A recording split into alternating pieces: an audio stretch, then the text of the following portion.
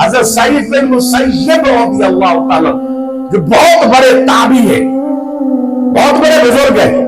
40 سال تک مسجد میں رہے ہیں، عبادت کرتے رہے، اور اس کے بعد یعنی حاکم وقت میں اپنی آپ کی بیٹی کا رشتہ مانگا، آپ نے رشتہ نہیں دیا، یعنی اتنے تقوی دار ہے، حاکم وقت کو رشتہ نہیں دے رہے اس کے بیٹے کے لیے، اور ایک نماز پڑھ رہے ہیں، نماز پڑھتے ہوئے نماز کے بعد سنت ہے امام پیچھے والوں کی خبر لے، ایک دو دن ایک نمازی پکا تھا وہ آیا نہیں،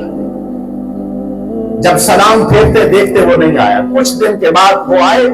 کہا آپ پکے نمازی ہو، آپ آ نہیں رہے، کہا جی میری اہلیہ انتقال فرما گئی ہے، دفن کفن، اور اس کے بعد میں پیچھے چلا گیا تھا،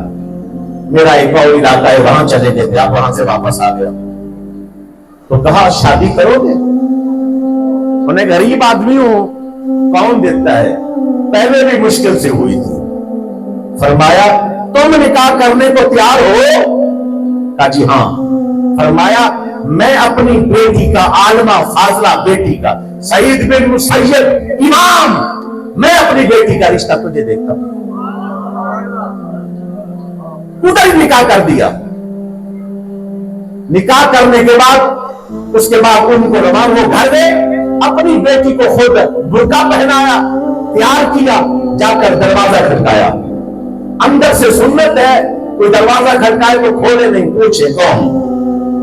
دروازہ کھٹکایا اندر سے آواز آئی، کون؟ انہوں نے کہا سعید، وہ نوجوان کہتا ہے میں سعید بن مسیب کے علاوہ ہر طرف میرا دھیان گیا، وہ شہید ہو سکتا ہے مدینہ پاک میں، وہ مدینہ پاک میں وہ شہید ہوتا ہے، وہ ہو سکتا ہے، وہ ہو سکتا ہے، لیکن سعید بن مسیب کے لیے میرا خیال ذہن میں نہیں گیا، کیوں کہ ان کی زندگی کے 40 سال صرف اتنے تھے، نماز، گھر اور نماز، نہ بازار، نہ گلیاں، نہ کہیں مہمانی پہ جاتے، نہ کسی کے ساتھ جاتے، ان کا ایک تعلق تھا، بس اسی طرح اللہ کے ساتھ جڑے ہوئے تھے، جس نے ملنا ہے مسجد میں آ کے مل لو۔ اپنی بیٹی کو پکڑ کے جب وہاں کھڑے، اس نے کہا سعید کون؟ کہا سعید بن مسیب، دروازہ کھولا، اپنی بیٹی کو آگے کیا، کہا آپ کی امانت نکاح پر آیا تھا، یہ اپنی امانت پکڑو، یہ رخص نہیں ہو رہی، باپ اپنی بیٹی کو چھوڑنے جا رہا ہے۔ ہمارے تو 1000 ڈھونگ ڈرامے ختم نہیں ہوتے، بچیوں کو زنا پر لگا دیا، رشتے دیتے وقت کیا دیکھتے ہیں؟ کوٹھی، بنگلہ، مکان، میری ذہن میں رکھ لینا، رشتے دیتے وقت اگر سنت دیکھی جاتی تو پیدا بھی داتا حجویری ہوا ہے، رشتے دیتے وقت سنت اور شریعت دیکھی جاتی ہے، بندہ نیک ہے کہ نہیں، پیدا بھی علی حجویری ہوئے ہیں، خواجہ جویر ہوئے ہیں، حضور غوث پاک ہوئے ہیں، اور یہ نیکوکار ہیں۔ ہم نے جب سے رشتے کرتے ہوئے